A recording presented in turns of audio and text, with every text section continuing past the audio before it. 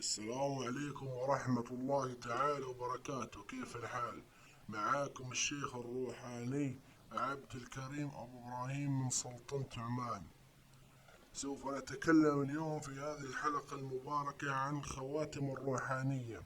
الخاتم الروحاني وما هو عبارة عن خاتم عليه حجر أو طلسم، يسكن بداخل هذا الخاتم خدام مهتم السمع والطاعة لسيدهم، ولكل عمل روحاني نحدد له خاتم روحاني.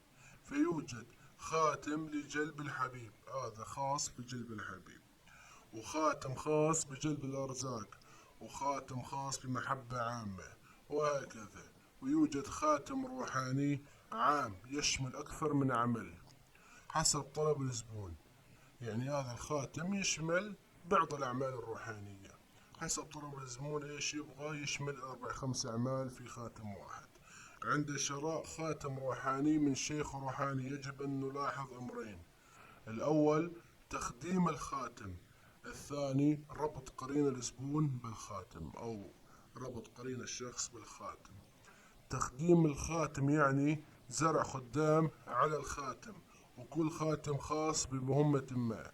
ربط قرين الزبون على الخاتم ضروري جدا من أجل أن يعرف الخدام من هو سيدهم والجديد، يعني من هو سيدهم الجديد الذي يعني يلبس ذا الخاتم. يعني القرين مهم جدا نربطه بالخاتم، فاهمين علي؟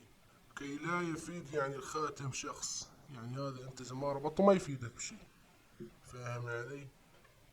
وآخر، إذا وقع في يد ناس غرباء أشرار ولرؤية صورة الخواتم التواصل معنا على الرقم أسفل الشاشة. يعني مثلا أنا عندي بعض الخواتم موجودة تحت يدي الحين، وحوالي أنا أكثر من خدام جاهزين أزرعهم في قلب هذا الخاتم. إذا حابب تشتري خاتم روحاني تواصل معي على الرقم في الوصف، وحياكم الله. السلام عليكم ورحمة الله وبركاته.